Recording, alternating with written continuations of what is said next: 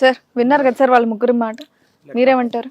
ఇప్పుడు ఒకటి మేడం, సరోజ ఒకే మాట అంది. సరే ఓకే, భర్త తర్వాత బహుశా భర్త గురించి కంటే బిడ్డ గురించి ఎక్కువ ఆలోచించేమో అని నాకు అనిపించిందమ్మా. కరెక్టే, కానీ బిడ్డకి వచ్చేటటువంటి తల్లి దగ్గర నుంచి వచ్చే న్యాయం జరుగుతుందా అన్యాయం జరుగుతుందా అనేది నీకు తెలీదు. వచ్చేటటువంటి ఆమె ఎలా ఉంటుంది, ఆవిడ బిడ్డ వరకు బాగా చూసుకుంటుందా చూసుకోదా, వచ్చే రాచి రంపాలు పెట్టి ఒక సౌత తల్లిలాగా వాడిని ఇబ్బంది పెడితే ఈ లెక్క నువ్వు చూసుకోలే. నెంబర్ 1.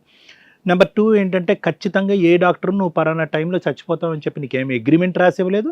ఆ పరిస్థితి అలా ఇచ్చేటటువంటి అవకాశాలు కూడా లేవు. ఎందుకంటే సాంకేతికపరంగా చాలా అభివృద్ధి చెంది ఈ రోజున్న మెడిసిన్ రేపున్న మెడిసిన్ ఎల్లుండే ఇలా మారుతూనే ఉంది. అది కూడా నువ్వు ఆలోచించలేదు. 3వ అంశం, జాలిపడి భర్తను బతిమాలుకుని ముందస్తుే కమిట్మెంట్ తీసుకోవాల్సినటువంటి అవసరం ఏమీ లేదుగా.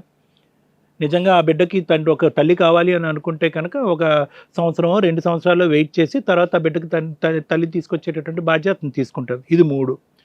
4వ ముఖ్యమైనటువంటి అంశం ఏంటంటే కనుక, 8 సంవత్సరాల పాటు ప్రయాణం చేసినటువంటి నీ భర్తతో నీ క్యాన్సర్ డయాగ్నోజ్ అయ్యి 1.5 year అయ్యేటప్పటికి చూడండి, చెప్తున్నాను, ఆ వ్యక్తి యొక్క వ్యక్తిత్వం ఎక్కడా కూడా నీ మీద ఒక జాలి దయ కనికరం ఏమీ లేదు. వాస్తవానికి నిన్ను హాస్పిటల్కి తీసుకెళ్ళిందే ఎప్పుడు చచ్చిపోతుంది అనే సర్టిఫికేట్ గురించి ఎతుకుతున్నట్టుగానే అనిపించింది మొత్తం అంతా కూడా. అటువంటి వ్యక్తికి ఈరోజు నువ్వు నా తర్వాత చచ్చిపోతావు అంటే కనుక నువ్వు ఏమాత్రం అర్థం చేసుకున్నావు అతన్ని. ఎందుకంటే కనుక సరే, నీకు పిచ్చెక్కో అమాయకత్వంతోనో తెలియనితనంతోనో, లేదంటే ముఖ్యంగా పెద్దల యొక్క ఆలోచన తీసుకోకపోవటం వల్లనో ఎవరన్నా సమర్థిస్తారా? ఒక ఎల్కేజీ పిల్లోడిని, మీ ఊర్లో ఎల్కేజీ చదివే పిల్లోడిని తీసుకొచ్చి కూర్చోపెట్టి అడిగినా కూడా ఏంటి పిచ్చితనం అని అడిగేటటువంటి పిచ్చి నిర్ణయం ఇది. సరే చేసావు, పెళ్ళి చేసిన తర్వాత పెళ్లి నేను చేయలేదు. ఓకే, పెళ్లి చేయలేదు, ఆ అమ్మాయిని తీసుకొచ్చి అలవాటు పరిచావు, ఏదో ప్రొబేషన్ పీరియడ్ అంటారు కదా, ప్రాక్టీస్, ఆ విధంగా చేయించావు. కానీ అక్కడతో ఆగుతారని చెప్పి నువ్వు ఎలా ఊహించుకున్నావో నాకు అర్థం కాదు. ఎందుకంటే కనుక నువ్వేమన్నావు, నువ్వు గ్రీన్ ఫ్లాగ్ ఊపావు. ఏం గ్రీన్ ఫ్లాగ్, పచ్చ జెండా ఊపావు. దేని గురించి? బిడ్డకు ఒక తల్లిలాగా ఉండేటటువంటి ఆమె భార్యలాగా ఉండదు అని ఎలా అనుకున్నావు? పెళ్లికి ముందు, నువ్వు చనిపోయేక ముందు భార్యలాగా ఉంటే ఏంటి, చనిపోయిన తర్వాత భార్యలాగా ఉంటే ఏంటి, ఆ రెండింటికి డిఫరెన్స్ ఏంటి? ప్రామిస్ చేశారు. అమ్మా ప్రామిసులు పక్కన పెట్టమ్మా. ఏంటి ఇప్పుడు ఆ కమిట్మెంట్ ఎలా అర్థం చేసుకోవాలి? వాళ్ళ లెక్క ఒకటే, ఆ లెక్క నీకు నాకు అర్థం అవుతుంది. వాళ్ళ లెక్క ఏంటి? ఇదేంటి సొంత భార్య వచ్చి ఒరే మీరిద్దరు భార్యాభర్తల్లా ఉండండి అంటే కనుక అది పెళ్లి తర్వాత ఏంటి, పెళ్లి ముందు ఏంటి? అదేదో తూతూ మంత్రం అంశమే కదా. పెళ్లి అనేటటువంటిది ఒకటే కదా. అదేంటది? నువ్వు చనిపోక ముందేంటి, చనిపోయిన తర్వాత ఏంటి? దాంతోపాటు ఏంటంటే అతను ఇంకొక ఇన్నర్ మీనింగ్ అర్థం చేసుకున్నాడు. ఏంటి ఆ ఇన్నర్ మీనింగు? సంవత్సరంన్నర పాటు గర్భసంచికి సంబంధించినటువంటి క్యాన్సర్, లేదంటే కడుపులో ఏదో వచ్చినాయి అనేటటువంటి క్యాన్సర్తో భార్యాభర్తలుగా నువ్వు సహకరించలేకపోతున్నావు కాబట్టి బహుశా ఈ అమ్మాయి మనసులో ఉండే భావాన్ని చెప్పలేకపోతుందేమో. ఈ అమ్మాయిని తీసుకురావటం వెనకతల నా కుర్రోడికి ఆయమ్మని తీసుకురావటం కాదు, బహుశా ఈ మనసులో అదే ఉందేమో, అది కూడా నిర్వర్తిస్తే కనుక క్షమించేస్తుందిలే అన్నట్టుగా వాళ్ళిద్దరు కమిట్ అయిపోయారు. ఇప్పుడు ఇంకా చాలా సందర్భాల్లో ఏంటంటేనమ్మా, ఇటువైపు ఉన్న అమ్మాయిని అటువైపు ఉన్న అబ్బాయిని చాలా గట్టిగా మందలించడానికి ఉండేటటువంటి అన్ని పరిధులు ఉంటాయి, అన్ని అవకాశాలు ఉంటాయి. ఇక్కడ ఎలా మందలించాలో చెప్పలేక ఆఖరికి మాకు ఉండేటటువంటి పరిస్థితి ఏంటంటే నిన్ను అడుగుతున్నాం. ఎందుకంటే నువ్వే తలుపు తీసావు కాబట్టి ఆ అమ్మాయి వచ్చింది కాబట్టి ఇంట్లోకి వచ్చిన అమ్మాయిని ఎలా పంపిస్తావు అనేది నిన్నే అడిగేటటువంటి పరిస్థితి వచ్చింది. ఇప్పుడు నువ్వేమంటున్నావు సింపుల్గా దానికి సొల్యూషన్ సరోజా, పెళ్లి చేసేస్తానండి అంట. అలాగెందుకు ఒప్పుకుంటారు వాళ్ళు ఆల్రెడీ డిసైడ్ అయిపోయారు. I'm your husband, your my wife, I love you అన్నారు. ఇద్దరు కమిట్ అయిపోయారు. ఆ అమ్మాయి ఇప్పుడు ఏమొచ్చి గర్భవతి. సింపుల్గా మీ ఆయన వచ్చి నీ నెత్తి మీద వేసేసాడు. నువ్వే కదా చేసుకోమన్నావు. ఇప్పుడు ఆ అమ్మాయి ప్రెగ్నెంట్, ప్లస్ మేము దానికి బోనస్గా మేము ఇద్దరం పెళ్లి చేసుకున్నాం, మరి నువ్వే తేల్చని చెప్పి సింపుల్గా వాళ్ళిద్దరు ఇక్కడ నాటకం ఆడేస్తున్నారు, జగన్ నాటకం ఆడేస్తున్నారు, నాకు తెలుసు. కానీ ఆ నాటకం ఆడతారు అనేటటువంటి తత్వం వాళ్ళలో ఆలోచన ఉంది. ఆఖరికి ఏ స్థాయి వరకు ఉందంటే, ఒకసారి మనం కమిట్ అయ్యి కలిసిన తర్వాత నిన్ను డిలీట్ చేయాలనుకునేటటువంటి లోతైన ఆలోచన వాళ్ళకు ఉందని చెప్పి నీకు ఆవగించంత కూడా నీకు ఆ ఆలోచన రాలే. ఎవరిని అంటాం, ఎవరి కంట ఒక్క నిమిషం తమ్ముడు, ఎవరి కంట తుడుపు చర్య. ఇది చాలా కష్టమైనటువంటి సందిగ్ధమైనటువంటి పరిస్థితి ఇది. ఆ అమ్మాయిని ఇప్పుడు పొమ్మని చెప్పలేము. ఆ అమ్మాయి పరిస్థితి ఏంటి, ఆ అమ్మాయి భవిష్యత్తు ఏంటి, వెనక ముందు ఎవరు లేరు, సలహా ఇచ్చేవాళ్ళు ఎవరు లేరు, నీకంటూ ఎవరొకరు ఉన్నారు.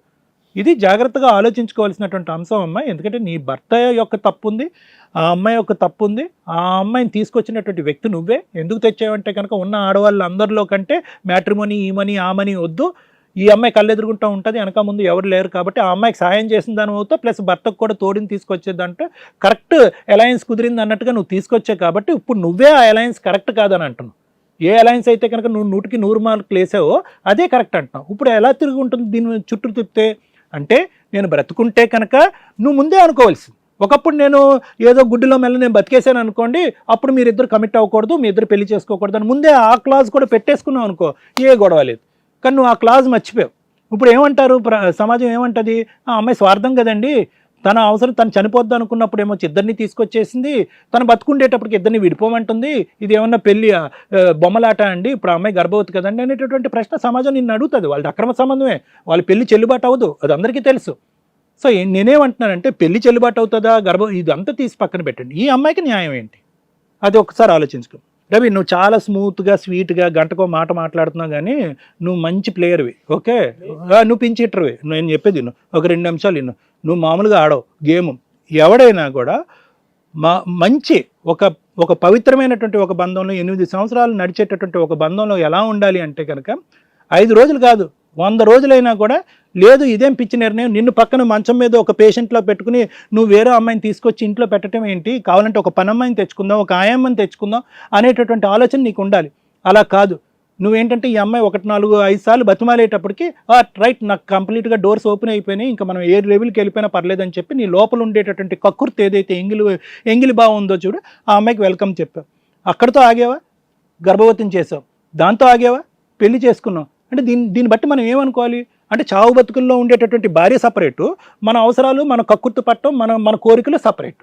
సో దీన్ని బట్టి ఏంటంటే మొత్తం 8 సంవత్సరాల పాటు నీతో పాటు నమ్మకంగా ప్రయాణం చేసినటువంటి అమ్మాయి ఒక భర్తగా ఒక తండ్రిగా నీకు ఇచ్చేటటువంటి మార్కులు 0, పెద్ద 0. నువ్వు ఒక ఫెయిలియర్. కాబట్టి ఏంటంటే మీ ఇద్దరు కలిపి ఇప్పుడు ఆడినటువంటి నాటకం కూడా నేను చెప్తాను, ఓకే ఆ అమ్మాయి తెలివి తక్కువగా ఉంది, కానీ ఇక్కడ ఎంత కాదనుకున్నా కూడా ఆ అమ్మాయి శారీరక పరిస్థితి, ఆ అమ్మాయి మానసిక పరిస్థితి మీరిద్దరిని అడ్వాంటేజ్ తెలీదా? స్వీటుకి అంత ప్రపంచం తెలీదా? స్వీటియో అంత ప్రపంచం తెలీదా ఈ అమ్మాయికి? ఈరోజు ఏమొచ్చి ఆ అమ్మాయి వెనక ముందు చూసుకోకుండా ఇక్కడ ఏం జరుగుతుందో అనేటటువంటి ముందు వెనక చూసుకోకుండా ఇప్పుడు గర్భవతి అయిపోయి ఇప్పుడు నా కడుపులో ఉన్న బిడ్డకి సమాధానం ఏంటనంట. ఇలా ఎవరికి వాళ్ళు అక్కడ ఇక్కడ చిక్కుముళ్ళు వేసేసి ఇలా మా ఎదురుగుంటా కూర్చోపెట్టేస్తే కనుక ఎటువంటి న్యాయం చెప్తా? ఒకటేనన్న నేను అంటే లాయర్ మేడం ఫైనల్గా జడ్జ్మెంట్ చెప్తాను. నేను ఇక్కడ ఉంటే కనుక నేను ఒకటే చెప్తా, అది పవిత్రమైనటువంటి బంధం, ఈ అమ్మాయి బాధితురాలు, ఆ బంధాన్ని కాపాడుకో. ఈ బాధితురాలకి ఎటువంటి ఇదైనా కూడా మీరిద్దరు ఆలోచించుకుని ఒక పరిష్కారం అనేటువంటి ఎత్తుకండి, అంతేగాని దీన్ని పర్మనెంట్ బంధం కింద చేయొద్దు. This is not right. తప్పులు మనుషులు అందరూ చేస్తారు, అందరూ తప్పులు చేసేటటువంటి వాళ్ళే. కానీ ఆ అమ్మాయి చేసినటువంటి తప్పుకి ఒక తీరని లోకానికి ఒక భయంకరమైనటువంటి పరిస్థితికి తీసుకెళ్ళిపోయి మీ జీవితాలు నాశనం చేసుకోకండి. ఆమెకి సర్ది చెప్పేటటువంటి ప్రయత్నం కావాల్సినటువంటి కౌన్సిలింగ్ ఏమైనా అవసరం అయితే అది మనం చేయిద్దాం. Thank you sir.